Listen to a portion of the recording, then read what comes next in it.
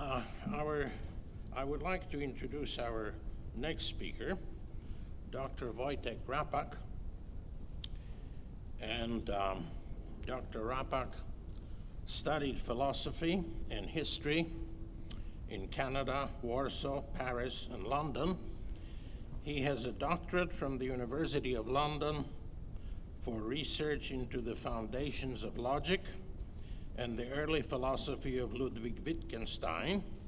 He is currently working on a postdoctoral history research project regarding Jan Karski in the Hebrew and Jewish Studies Department of University College, London. The title of Dr. Rappak's paper is Rescue and the Polish Wartime State. Karski brings the dire news to Roosevelt. Thank you very much. Thank you very much. Along with the other speakers, I'll also like to extend my warm thanks to the organizers, Tony, Alex, everyone else. The research that I am doing at UCL is a project on Jan Karski. It's a history research project, and I hope that the book will come out in a year, 2 years' time. I am going to focus on an aspect of my research, and it's, I think, an aspect which is very relevant to this conference, and that's the Roosevelt meeting. That is the meeting between Karski and Roosevelt in the morning of July the 28th, 1943.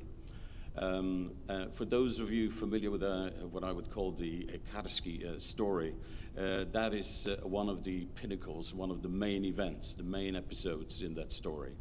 It is what makes Karski a messenger in the special sense that Raoul Hilberg used, i.e. someone who brought the dire news of annihilation to the outside world. And in fact, Hilberg does talk specifically about Karski being one such person. What is fundamental to the Karski story, as it is usually told today, is the fundamental concern which Karski has for the tragic fate of the Jews. That is the central theme of the story. And I think that probably the best way of just reminding you of what that story is to refer to a meeting a posthumous meeting, which Karski had posthumously with another president, and that's with Barack Obama, during the Medal of Freedom presentation and ceremony, which took place nearly 3 years ago. It was an episode which has many aspects, but I think that the citation covers the essentials of the story. So first of all, Karski was a young officer in the Polish underground, so there is a link there with the Polish underground, with the Polish wartime state. He was among the first, some people say the first, but it's safer to say that he was among the first. There were others as well, to relay accounts of the Holocaust to the world, to the free world, to the West primarily. He was an eyewitness or witness to atrocity in the Warsaw Ghetto, so he was a direct eyewitness. He was also not Jewish. A witness to atrocity in Warsaw Ghetto and the Nazi Izbica transit camp. Izbica transit camp is an interesting aspect to the story. Let us say that he witnessed a transit point or transit facility on the way to Belzec. He was an eyewitness to that. He repeatedly crossed the enemy line to document the face of genocide. So that means that he took risks. One of the definitions that Hilberg gives is that the messengers take risks. Karski certainly risked his life to go on his mission from Warsaw through occupied Europe to London. and to document the face of genocide. So once again, there is a stress on the fact that what he brought across, the documents that he brought across, were primarily about the Jewish catastrophe. And then courageously voiced tragic truth implies that it wasn't easy for him to convince people. It wasn't easy for him to persuade people that what he has to tell them is true, courageously, all the way to President Roosevelt. And so what I'm going to be talking about is when he gets to President Roosevelt, what does he actually tell him? And that is the Karski story. So what did Karski say to Roosevelt? Now, I'm doing history here, and I obviously look for sources. We all look for sources which are going to be giving us an accurate account of what Karski said. And the major sources are later testimonies, let's just say that in general, and the primary one is the 1978 interview with Claude Lanzmann in Washington. And that is the interview which is shown in the masterpiece that is Lanzmann's Shoah, released in 1985. Those of you who have seen it, you recall it's a very powerful section of this 9.5-hour film where Karski is given over 40 minutes of interview of the film time to tell Lanzmann about his eyewitness account of the ghetto, and also of his meeting with the two Jewish underground leaders in Warsaw. The other Lanzmann source, and we will see, I hope we will see Lanzmann this evening, and also we will have a screening of the Karski report as well. The other source is the Karski report, a documentary which first appeared in France in 2010. And that is a documentary which was constructed from the offshoots, the offshoots from Shoah, the interview shown in Shoah. The interview, by the way, took place over a 2-day period.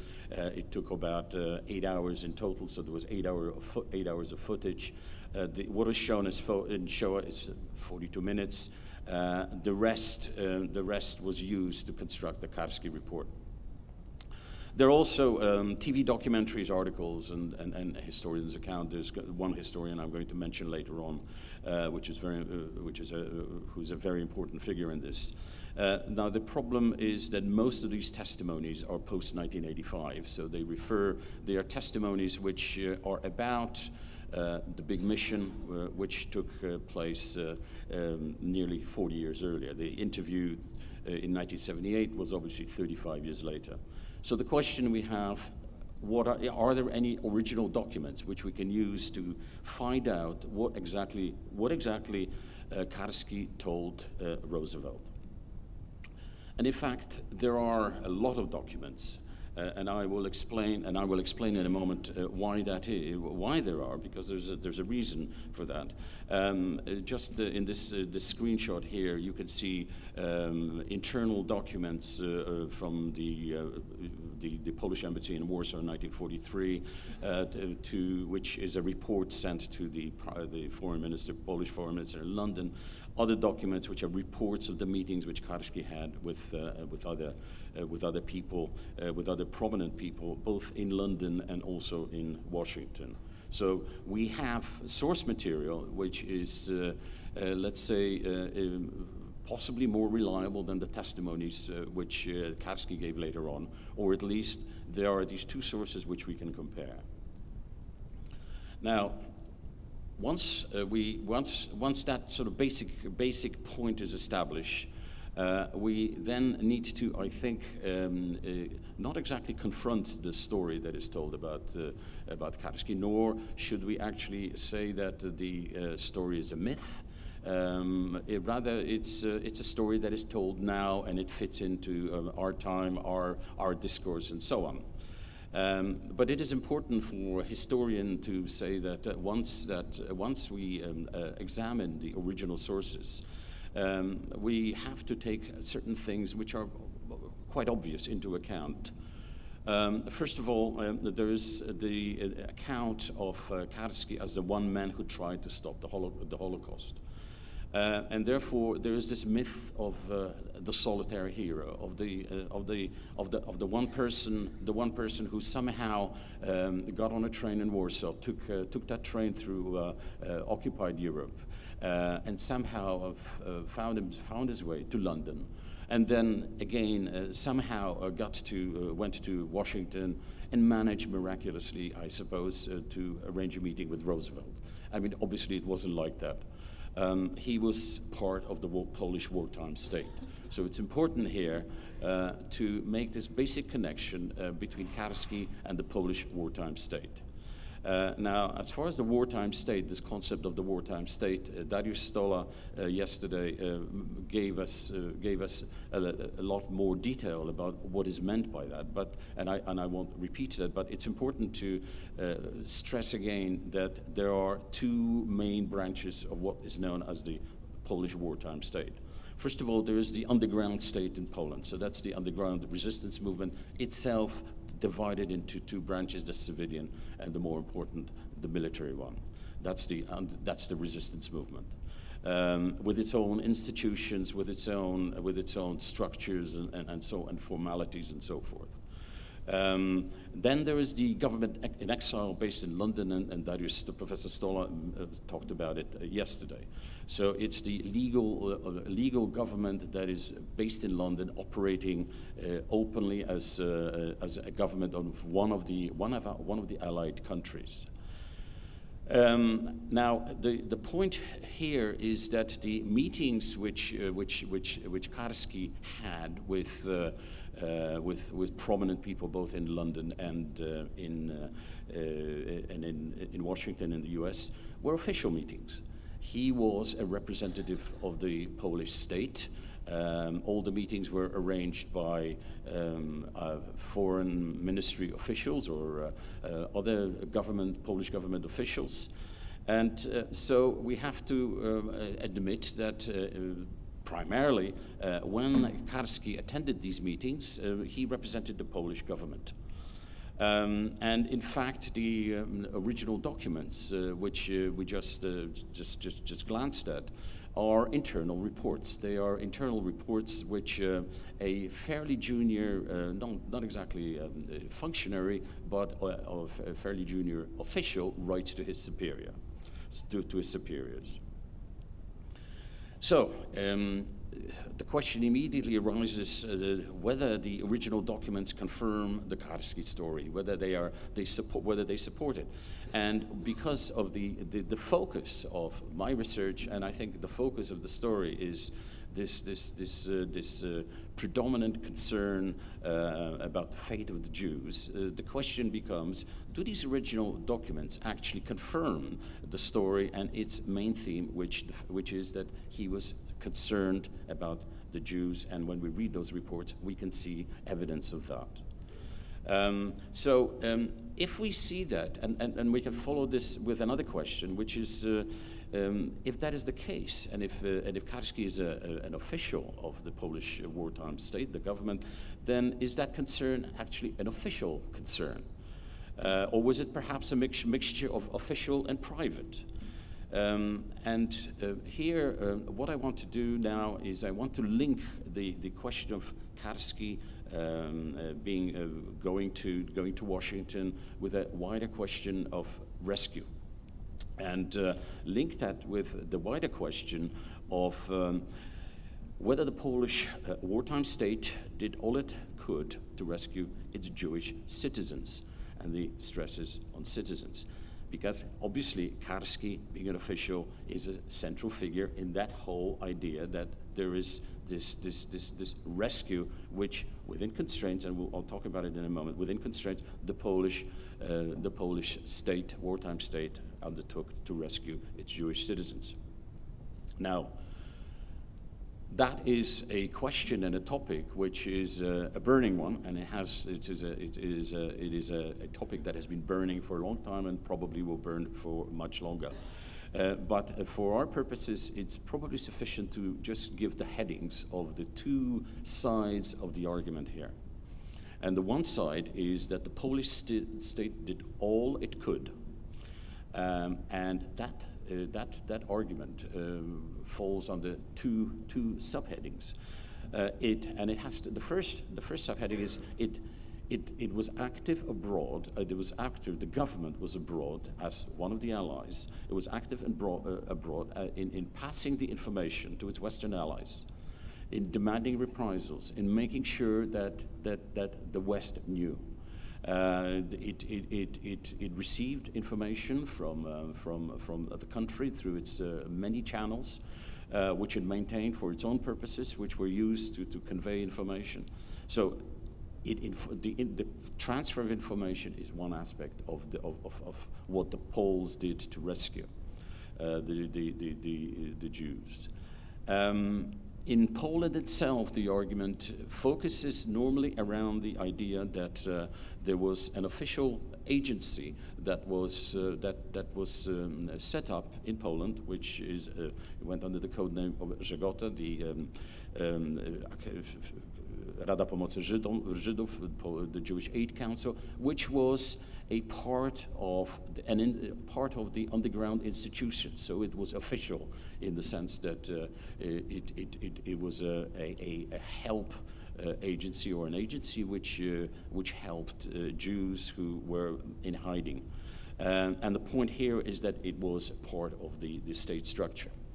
So that's one side of the answer to the question of what did the Polish wartime state do to rescue the Jews. The other thing, the opposite to that, is an argument which says that the Poles did not stress the Jewish strategy sufficiently to the Allies, that in fact they could have done more, that the underground organizations within Poland, but also what the government in London could have done by conveying instructions, etc., to Poland, to its organizations in Poland, it could have been a bit more effective. So there are these two sides of that Polish rescue coin.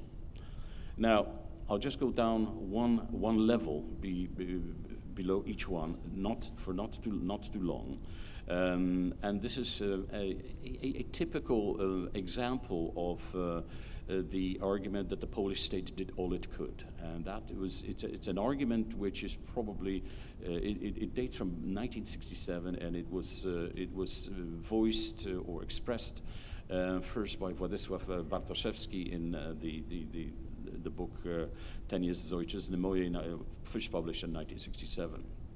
And Bartoszewski argues that the Polish government in London was continuously appealing to the Western press. It was organizing rallies. It mounted press campaigns.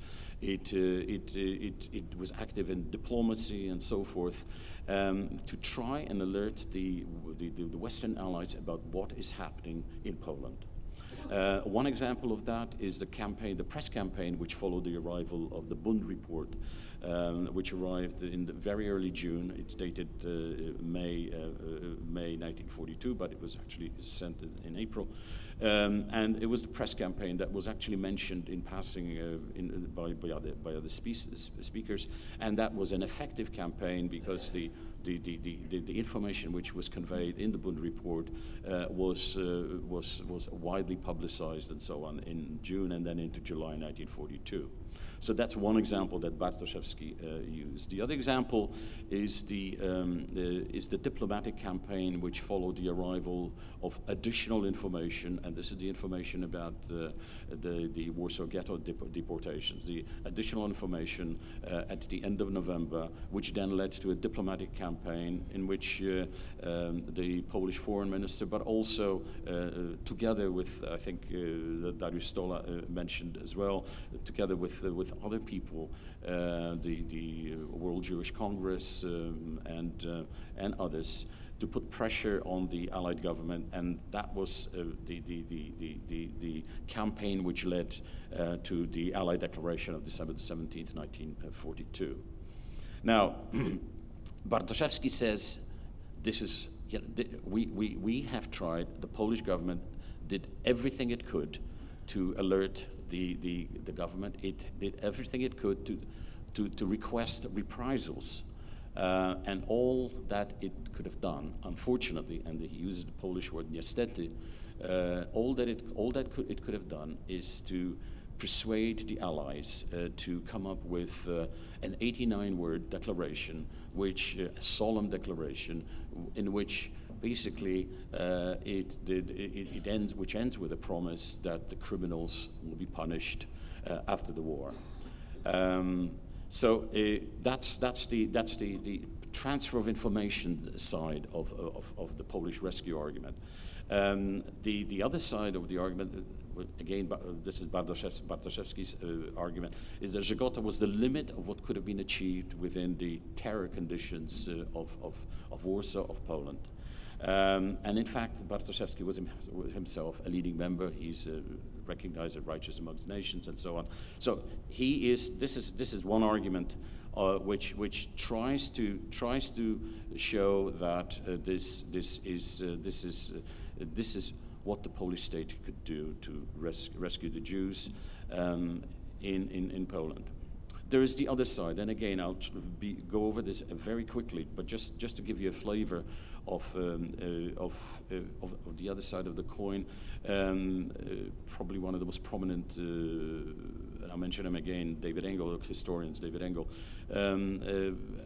published thorough research, and also Dariusz Stola has written an article about this, that Polish concern about its Jewish citizens was secondary. There was this concern that the suffering of the Jews might overshadow the suffering of the Poles. So there was this ethnocentricity that was dominant in Polish activities. The other argument is that pre-war anti-Semitic attitudes persisted.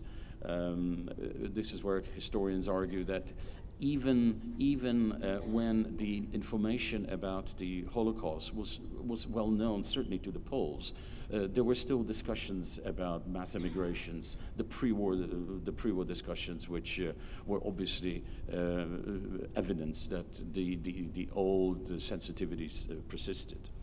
Other arguments, the Żegota, the Jewish Aid Council, Rada Pomocy Żydom, the argument is it was actually had a very limited impact. It actually had internal problems with the underground structures and state organizations. It argued that with them about more help and so forth. Not an ineffective action against the plague of blackmailing, the szmalcowniki. More could have been done to suppress this criminal element. Whole problem about recognizing partisan groups, incorporating them into the Polish resistance forces.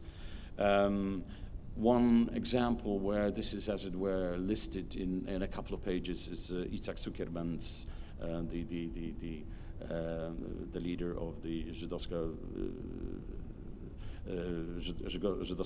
organization of the Jewish fighting organizations, and the successor to, after he became the leader of that organization. On the 26th of November 1943, he wrote a letter to the commander-in-chief of the Polish underground, listing 11 points where more could have been done militarily to help Jewish resistance. I won't go into obviously the details. This is just meant to give you an idea that there is this other argument. I've mentioned recent work of Polish historians who've gone into more detailed research, especially Darek Libionka, about the relationship between the Polish underground state and its resistance organization and the Jewish resistance. So that's one side of it. Now I want to actually bring in another theme here, which is at the background, and the aim of this is to try and claim that we're not, when we're talking about rescue in the Polish context, we obviously have to take that debate or that discourse into rescue in the context of Churchill, Roosevelt, and Stalin. In other words, when normally this problem is discussed, we refer to the major powers. There is obviously one major power which Professor Bauer mentioned should also be included, and that is the Soviet Union. Now, what I would actually like to say is that it is important when we actually have a certain look about the limits of what could have been done. It's important to regard the Polish state as a very important part of this whole debate. And one way in which to illustrate that or to present that point is to take Professor Bauer's quite sort of neat summary, which is that the Allies could have rescued thousands but could not have rescued the millions. They could have perhaps rescued more thousands but could not have saved the millions. In other words, there is this argument that in the face of this mass murder, obviously the Allies could have rescued more than they did. Now, the Allies, as I mentioned, they had the military capacity, and the argument is that the military capacity of Germany was too powerful. The Allies did not have the reach, especially during the worst years of the Holocaust, which is 1942, 1943. On the other hand, the Polish underground state, which had minimal military capability, had other assets, as it were. It had legitimate authority in occupied Poland. It had an organization which had a very high membership. Something like 300,000 in its peak were members of the Polish underground resistance. So could it have done more? Could it have done more in the country itself? And we are obviously going to be sort of sailing very close to, let's say, counterfactual history here. But what I wanted to do is I wanted to put Karski in the context of this whole argument. There is another, very briefly, another argument, and which actually aims to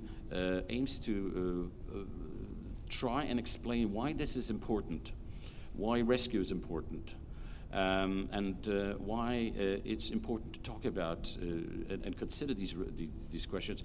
And these are perhaps not historical arguments; they're moral arguments. And we can start. We can say that we normally regard it an obligation to rescue suffering humanity, and there is hardly a worse case of suffering humanity than what was happening to the Jews during the Second World War, and that we have an obligation to do something, and if possible, to do something within constraints and acceptable risk. And obviously there are different obligations, there are competing obligations and so on, but my point is that there is a very basic humanitarian obligation that we all have and we use to make judgments and moral judgments about states, people, and so on. Now, in all these different obligations, there's one obligation actually that is interesting for our purposes, and it is the obligation which a state has towards its citizens. A state has an obligation that we normally regard it as the case that state has an obligation to protect its citizens, and conversely, citizens can expect the state to protect it. So there is this obligation and there is this expectation. And then there is also the case when there is the failure to provide such obligation. And that failure is what I think is the basis, is the concept behind this concept of abandonment. And it is also it is also the force, the reason why we use a moral reproach. This is why we reproach the bystander. You stood by and did nothing. So there is this humanitarian obligation and a state obligation. And my point in sort of raising this here is that the concept of the abandonment of the Jews as it is normally discussed, it refers to US and to Britain. But when we take this in the context of the mass murder that took place, From the point of view of U.S. and Britain, although they had the military capabilities, etc., the obligation seems to be primarily a humanitarian one. It's obvious in all the discussions about emigration, etc., Jews were foreign nationals. They weren't citizens. But most suffering Jews were Polish citizens. So the Polish state, if we follow this argument, had the additional obligation, additional to the humanitarian one, an additional obligation to its own Jewish citizens. And now I need to very quickly add that the citizenship of the Jews in Poland was obviously regarded as second class. You have to, when you talk about a citizenship, you have to talk about the fact that there was an ethnocentric state. You have to talk about the fact that in the late 30s, there was this mass drive, political drive for the mass immigration of the Jews. The Jews had citizenship, Polish citizenship, in other words, that was unwanted. It was a burden. But that, in a way, proves my point. Because they were citizens, they had certain rights. They could expect something. It was because that was a burden that the Polish state in the late 30s wanted to somehow unburden itself of this. So the state obligation is something which the Polish state had in addition to the humanitarian one. Now, in this slide, I wanted to sort of point out something which comes from the Bund report, and this is on the left here. You can see it's the last few paragraphs of the Bund report, and Professor Bauer, if I'm not mistaken, was probably the first to publicize it in English back in 1967 in the article. When did they know? Drew attention to the fact that it was a two-page typewritten report which arrived from Poland, as I mentioned earlier. But what I wanted to point out here is the way in which the Jewish organization, the Bund organization, stressed the fact that they are Polish citizens, and they are talking, they are requesting, they are turning to their government. So they're saying millions of Polish citizens who are Jewish are threatened with immediate extermination. So that is, as it were, the fact which the previous paragraphs in the Bund report have listed, have described. We therefore, and notice the therefore, because as citizens, we therefore turn to the Polish government. So in other words, there is an obligation which the Polish government has to do something. And then, well, do what? Well, obviously not to stop the Holocaust. That's not it. The Bund report continues with an advice or request, a recommendation, whatever you would like to call it, that to this end, the Polish government should persuade the governments of allied states and those with influence there to immediately apply a policy of reprisals against German citizens. So they are talking about reprisals and not justice that might come after the war. So, let's get back to Karski. Here is a photograph that I took in Warsaw about 3 months ago. And it shows a statue of Karski. And he is looking at this wonderful new museum of Poland.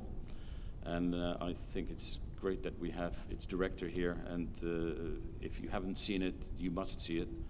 It is a museum which wonderfully gives an account of nearly 1,000 years of a history of the Jews in such a way that it makes clear that the history of the Poles and the history of the Jews in many ways were completely inseparable. So we've got Karski here sitting on a bench, and he's looking at what is the history of the Jews, a symbol for the Jews in this picture. And there's a gesture of his hand which expresses concern. And notice also that in the inscription, he's described as the emissary of the leadership of the Polish underground state. So in other words, in this whole idea of this Bartoszewski argument about rescue, what the Poles could do to rescue. He is the central figure as far as the information side is concerned. He's at the center. He represents it in its purest form.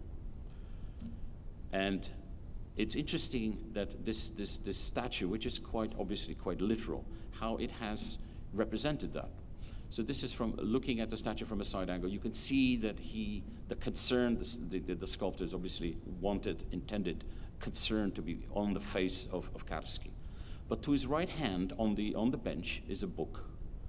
And that book is The Story of a Secret State, My Report to the World, which is the book which he wrote at the end of 1944, became a bestseller in America, 300,000 copies, etc. And in it there is an account of the tragedy of the Jews. Not all of it was about it, but that's a sort of separate story. But the point is that the book is the message. So we have the history of the Jews, which is the museum. We have the concern, which is the glance, the gesture. We have the inscription. He is Karski. He's a representative of the Polish underground state. And we have the message, which is the book. So, Polish rescue, Karski, the central figure, pros and cons. But now let's start looking at history. And I'm going to very quickly mention probably the most important scholarly article on Karski, which has been written so far. It appeared in 1990, and David Engel wrote it. And you can get it online if you have access to the digital libraries, Holocaust and Genocide Studies in 1990. Now, what Engel is saying is this. When you look at Karski's original reports, in other words, those reports that we saw the screenshots of earlier, when you look at them and you read them, they show that Jewish concerns were not central to his activities. So that seems to go right against the Karski story. He says again, his own confidential reports on his activities reveal that Jewish matters occupied a relatively small portion. The Jewish topic was occupied a relatively small portion of his attention, both in Britain and in the United States. Now, the interesting thing about that, and this is really why the figure, I think, the Karski is such a fascinating figure, is that in a way he said that in his interviews as well. And you will see it when you see the Karski report this evening. At around 17 and a half minutes into the film, you will see Karski saying roughly what Engel was saying in his article. And Karski is saying, you realize that throughout, and I'll read this, you realize, he's talking now to Landsman, you realize that throughout my entire mission, for me the Jewish problem was not the only problem. For me the key problem was Poland. Curzon line, that's the problem of the eastern borders. Soviet demands, Stalin's demands that the government has a certain makeup, etc. Communists in the underground movement, so that's the incursions, the communists penetrating the underground resistance. Fear of the Polish nation. There's a general sense in the population of what is going to happen. What is going to happen to Poland? Where will Poland be after the war? This was the emphasis. And so now we have the situation where we have a story where we have a man who is obviously he's celebrated for the fact that he was courageous. That the main theme was the Jewish theme, the Jewish problem. By the way, the Jewish problem is a phrase that he's picked up from Landsman. Landsman used it previously. But actually, he said, and this was not actually, and there's a question of editing here. But this was not included in Shoah. It is included in the Karski report. So, let us now look at those meetings, those internal meetings. The internal meetings report. First of all, there's a certain structure to them. He basically the meetings were in London, and then they were in Washington, and then there was the meeting with Roosevelt. And after every meeting or a series of meetings, Karski writes a report to his superiors in the foreign ministry, and he describes how he presents, let's say, the Polish case or whatever it is that he wants to talk about. First of all, he says, I've got a list of topics, then I met such and such people, these are their roles, and then he records their typical reactions. And now, the question that we have is, okay, bearing in mind what Engels said, how important were Jewish matters as reflected in those meetings, as they are reflected in those reports? Now, here's the first report. There are two reports that are important here. There's the March report and the April report. In the March report, here's Karski's agenda. And you can see that the Jewish question is number 7. It's the last one. Now, you could argue, well, of course, he is representing the Polish state. The Polish state is concerned about the Soviet problem. There's just been the Soviet victory in Stalingrad. There are problems to do with the Soviets and what they're going to do with Poland.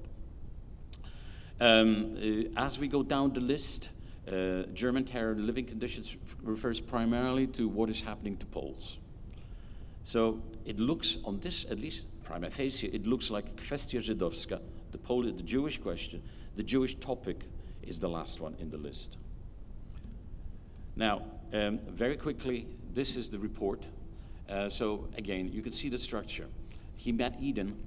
He's meeting really important people. He met Eden. This is March of 1943, a report of his meetings in the first 2 months, first of 2 months of 1943. So that's declaration of 17th is already done.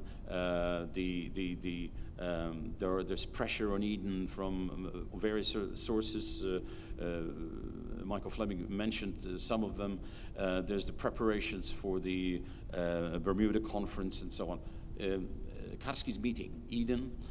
He's meeting actually. He's also meeting Richard Law. Richard Law was the British representative, the head of the British delegation at the Bermuda Conference, and he meets other senior officials as well. He also meets Tony Biddle, who is the American ambassador to the government in exile. And you can see that at the very end there is kwestia żydowska, the Jewish question. So he then goes into presentation topics, which is the ones I just translated previously. So that's the March 1943 report.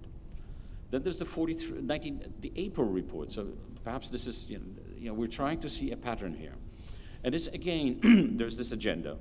The underground movement, the Polish government, basically the Polish problem, as he told Landsman. That is the dominant one. Sixth terror, that refers again to the extermination of Polish intelligentsia and this German plan to turn the Poles and the Slavs into a race of slaves, and the Jews are number 7. In this report, however, he does something extra. He gives us his treatment. He gives us a treatment of how he presented this topic. Now, for the Jewish topic, he says, and this is quite important in many ways, the Germans are murdering the whole of the Jewish nation, cały naród żydowski. And then he says, he gives examples. Examples observed by me in the Warsaw Ghetto and in the camp near Bełżec. So the fact that there's near Bełżec is actually quite important for all sorts of different reasons. It means he's saying here, I didn't actually go to Bełżec, I went somewhere near Bełżec. So, but I mean, that's a separate issue. W obozie pod Bełżcem. And a general description of the system used to exterminate the Jews. So he's basically saying that when he has these meetings, one of the items on his agenda is to present to these senior people what is happening to the Jews. On the list, it doesn't appear to be the top one, and we can try and interpret why it is that it's not the top one or not, but it's not. However, the people he listens to are senior people. They don't actually have to follow his agenda. They can select what he's telling, and they can focus on any item on Karski's agenda and say, well, we'll talk about that.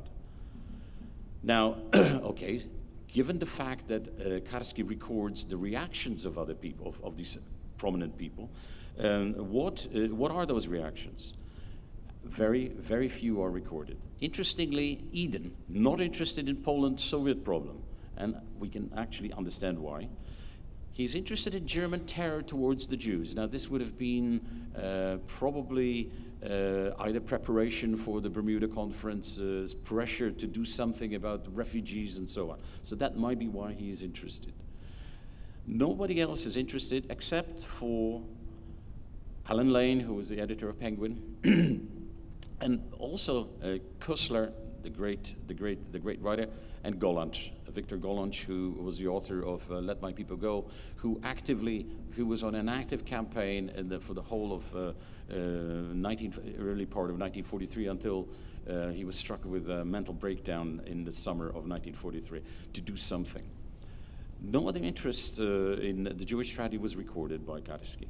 Okay, so, but we know from recorded conversations that he had, for instance, with Schwarzbart, who is the Jewish member of the Polish National Council, that he had a private view of how this whole subject is treated. And he said, basically, the Polish government did not pressure the Allies sufficiently hard to insist on reprisals rather than this solemn declaration.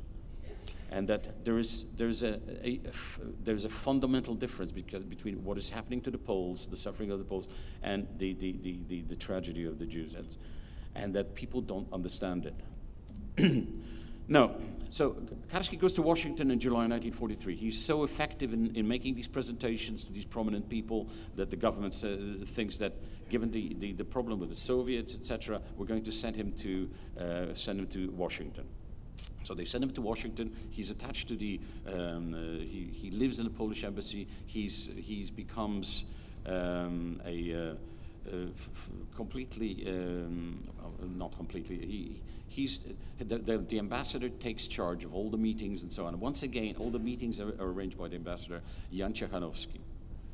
Now, Ciechanowski has a plan, which was that. Karski is such an effective speaker. He knows English. He's and I think it comes out later, even in this interview 35 years later, he comes out that he's effective. He's so economical. He doesn't use too many words, but he conveys much. So Roosevelt's plan was the ambassador's plan was.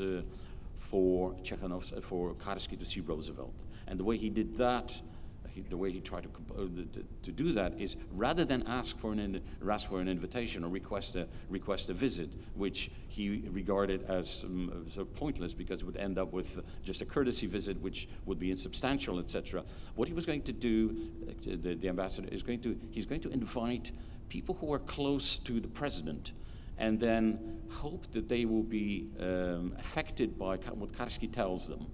And then they will then, in turn, go to the president, and the invitation will come from the president itself. Now, very briefly, what's actually significant that on July the 5th, there are meetings. So these meetings are recorded. On July the 5th, he meets Frankfurter, Cox, Cohen, and Pritchett. Frankfurter, Cox, and Cohen. It's interesting that these are the most prominent Jewish members of let's call it well, not exactly the Roosevelt administration, but the people who are close to Roosevelt. Obviously, it's unlikely that Ciechanowski, that the ambassador, would have arranged these meetings in such a way that this group would have been the first meeting. Then the subsequent meetings, the State Department, OSS, then the press with Walter Lippmann, and so on. And the tactic works because the invitation does effectively come. But it is important also that here again in Karski's report there is a record of the topics of special interest. These are the topics which the people in these meetings come up with. Communist activities in Poland is top, but now the Jewish question, sprawa żydowska, is second. And then there's the issues. There's the Polish problem, as he would probably put it later. So these are the topics of special interest, and then we finally come to the invitation from the White House. Now, I don't know. I think you can probably see it quite clearly that because it's actually so this is the appointment diary, FDR appointment diary, and then the usher's log. It's interesting.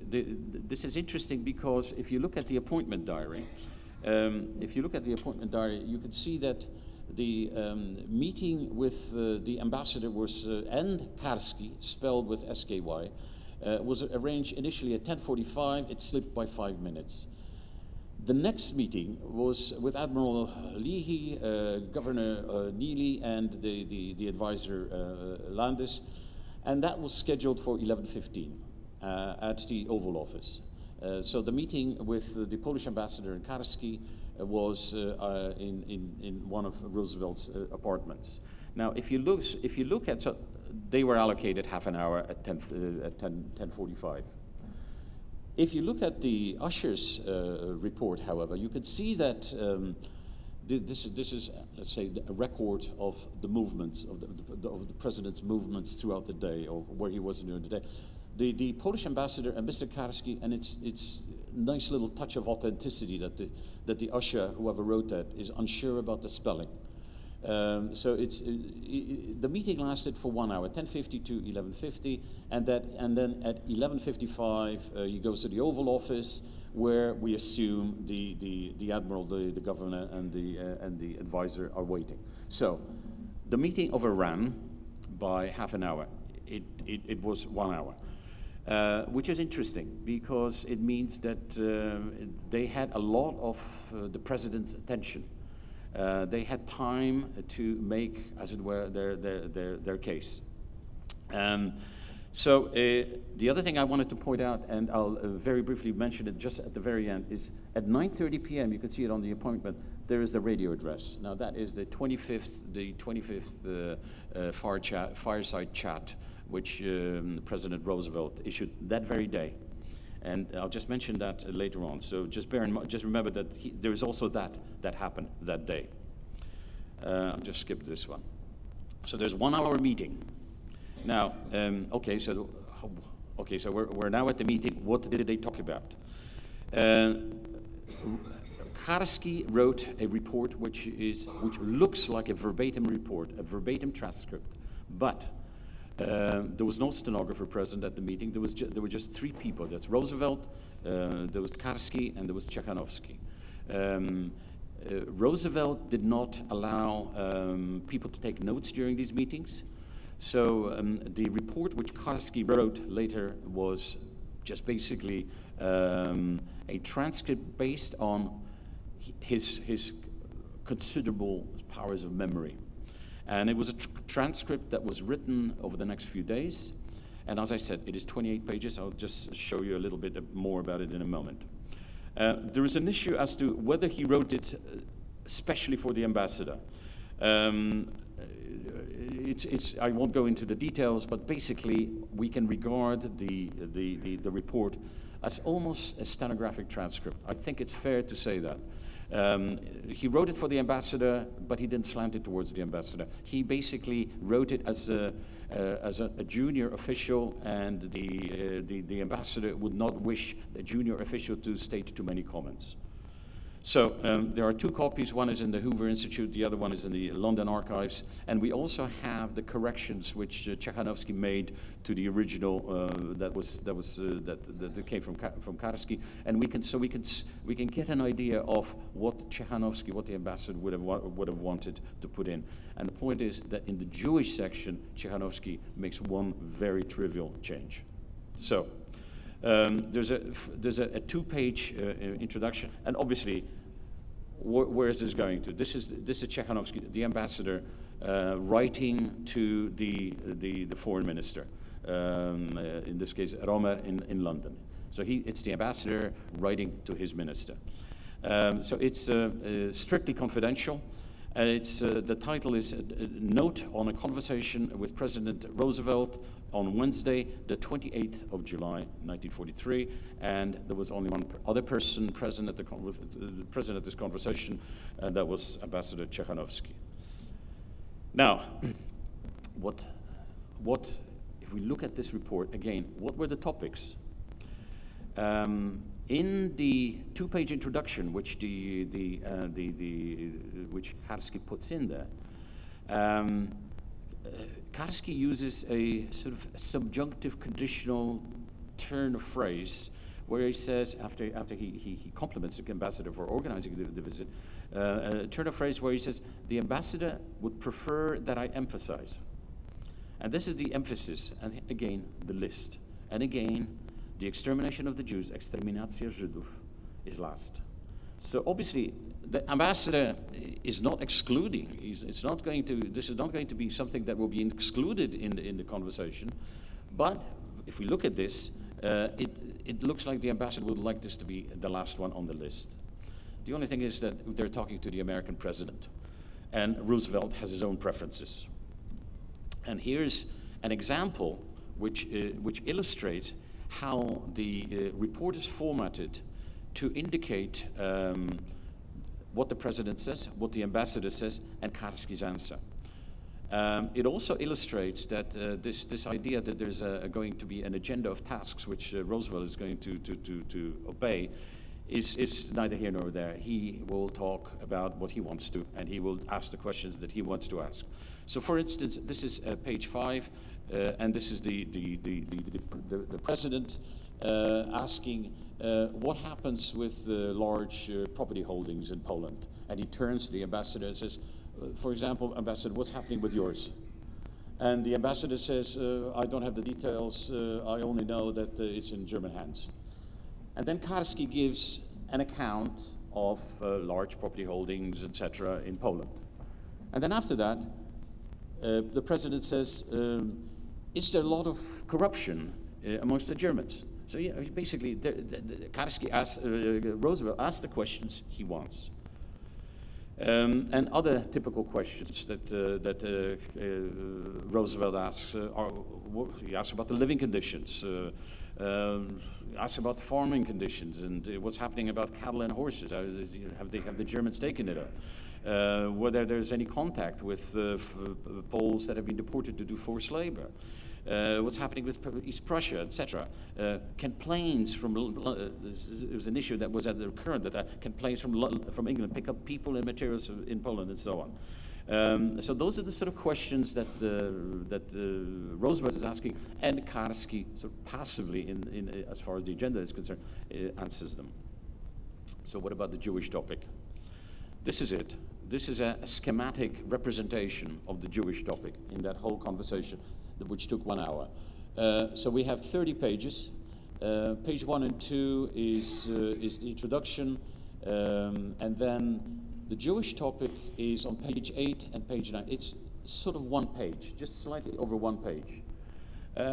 So if we try and estimate how much of the conversation was devoted to the Jewish topic, it's about 2 to 3 minutes.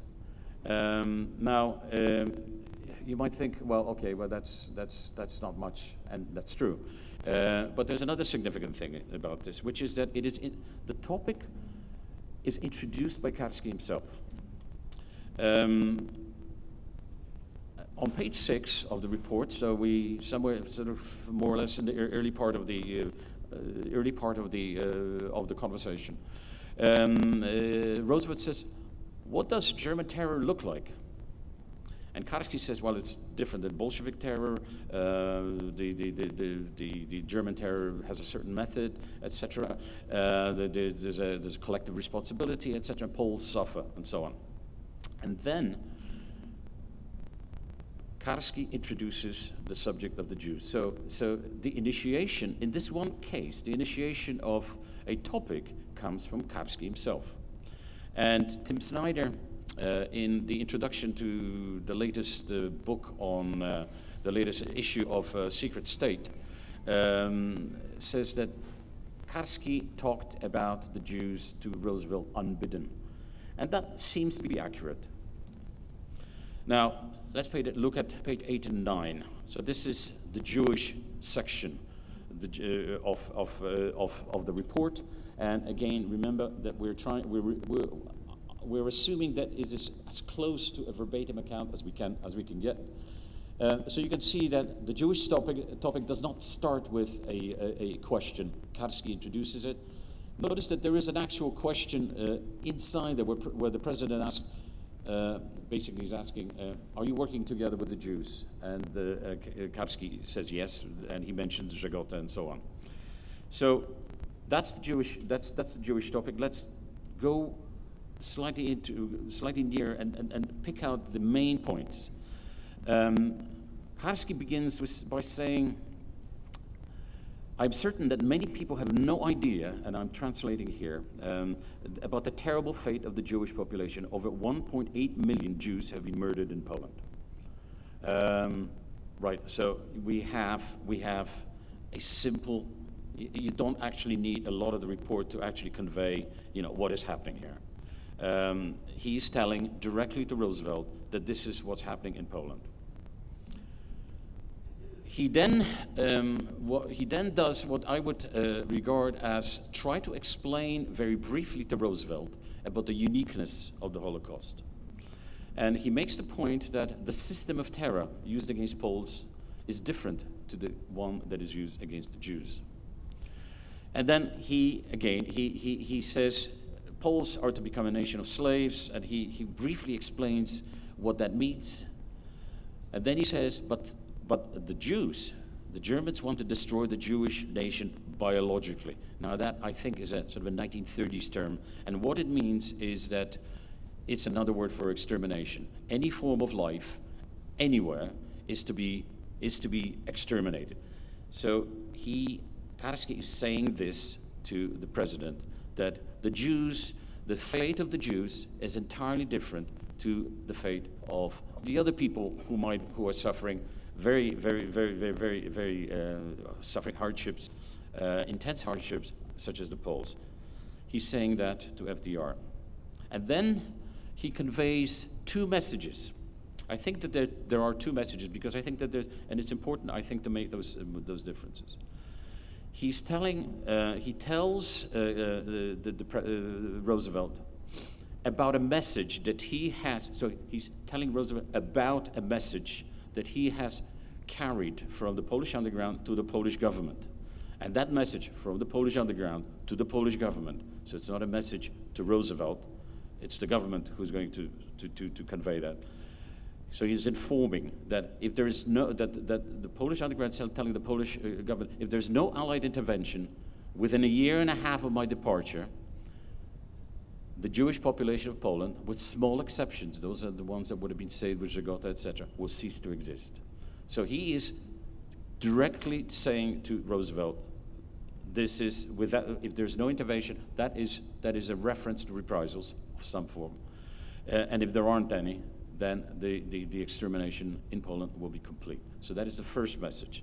But then there's a second message. And I think that this is, probably the Karski's, greatest moment. He says that he's got a message from the leadership of the Jewish resistance in Poland. So he's presenting himself, although he's obviously representing the Polish state, the ambassador is sitting next to him. He's saying, if anything could help, it would be acts of reprisals on the German population, in Germany, outside of Europe. This is the point of view passed on to me personally by the leaders of the Jewish underground in Poland, to be conveyed to international jury as well as to the Allied governments. So he's saying that I have personally taken on this task, and I am now conveying this to you, Mr. President. So, again, we assume that this is a verbatim account. And what is the significance of the second message? It's, as it were, conveying a direct appeal to Roosevelt from the Jewish resistance in Poland.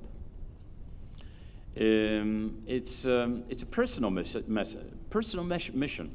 I think that it's worthwhile making a distinction between the first message and the second message. This is a personal message. It was conveyed to him personally.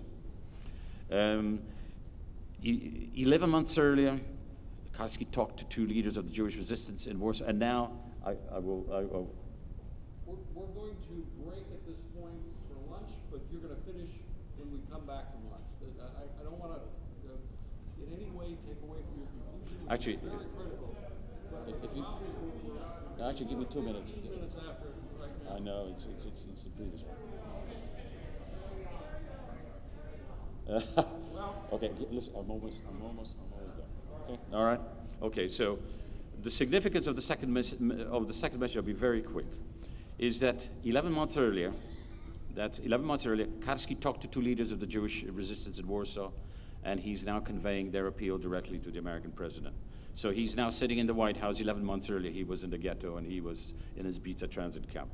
And the contrast and the fact that he's there is significant. And then that's the end of the Jewish topic in the transcript. And I'll skip this one. So the way it ends is you're probably now familiar with you can now recognize the format. The president says, under such conditions, how can you work against the Germans? And here the ambassador, who's a wily guy, says, well, the Polish underground is just doing amazing things. And the president says, yes, I've heard a lot about that, but I'd like to hear directly from you, talking to Karski. Can you please continue? And at this point, Karski spent 5 pages describing the structure and the organizational chart of the Polish underground. And that's the end. At this point, they stop talking about the Jews.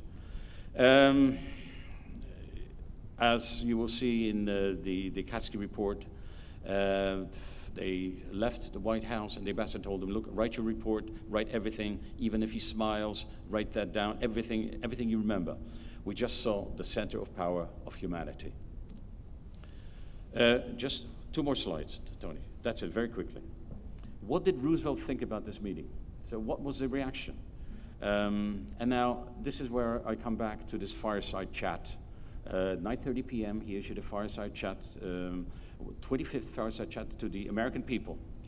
And it's the fall of Mussolini, few days earlier, fall of Mussolini. There's the invasion of Sicily, so it's finally, there's this second front opening up in Europe. In the east, there's the Battle of Kursk, which is just starting.